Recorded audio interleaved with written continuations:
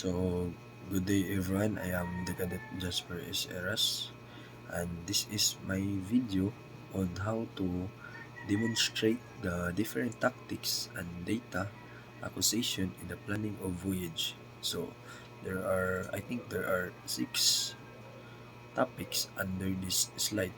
So, first is meteorological condition, followed by daylight critical position. Third is additional personnel. Fourth is briefing procedure. 5 is compliance to fatigue and stress policy. And lastly is checklist based in preparation. So what is meteorological condition? So meteorological condition navigation is the selection of navigational route in view of meteorological factors and control of the vessel in heavy weather and safe navigation aimed to the protection of human lives, ship, and cargo in heavy weather. So, the second one, what is daylight critical points? So, estimating time of arrival and critical point for tide is daytime versus night time passing of danger, and they have additional personnel like um, master master direction, and next is briefing procedure. So what is compliance to fatigue and stress policy? So mostly is seafarer the importance of good night's sleep. Overtime fatigue has a severe wearing effect on the human body, which can lead to long-term physical and mental issues. It is also a question of whether a ship working environment is sufficiently good to entice the crewman to come back after his short time.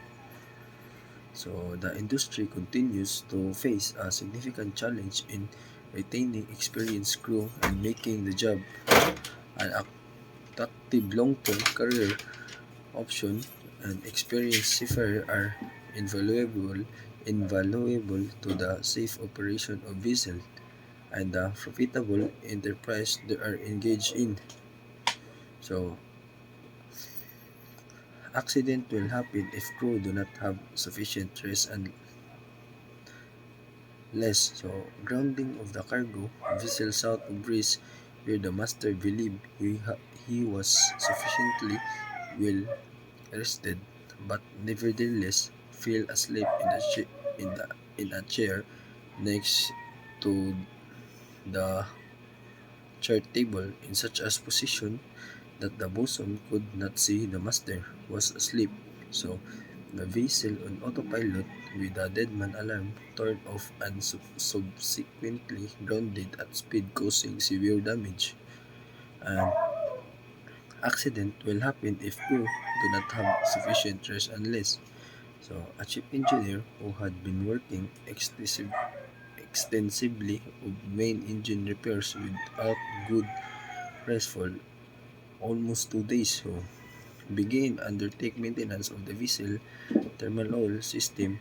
He hurried the dangerous task of cleaning out of the system waste of materials, then leading to significant engine room fire, which is auto ultimately lead to his own death as well as further casualties on board.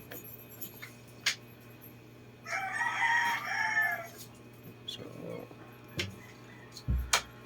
accident will happen if crew do not have sufficient rest and sleep. So lastly is a crewman on board a ship passing the Iberian Peninsula suffered to a psychological breakdown and had a misadventure that led to him perishing in the sea.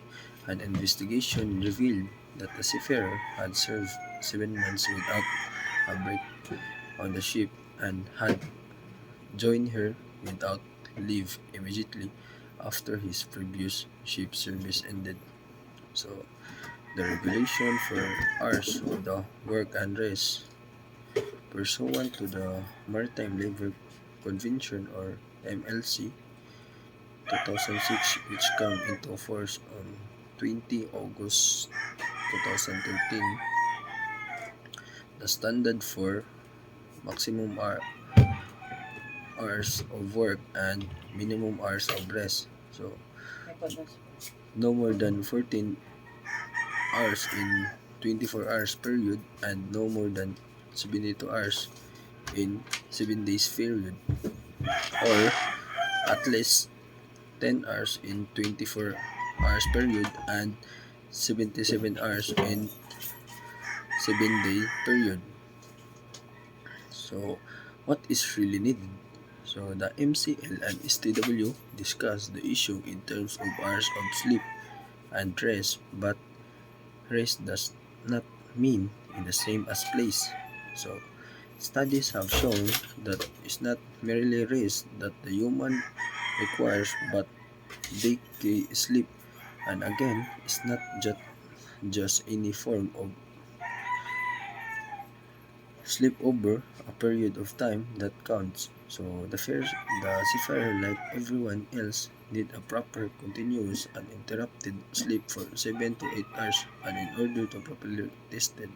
So being off work for 2 hours but not taking of being given an opportunity to enjoy a sounds of uninterrupted period of sleep will still see a build-up of fatigue over time, which is ultimately can lead to serious consequences.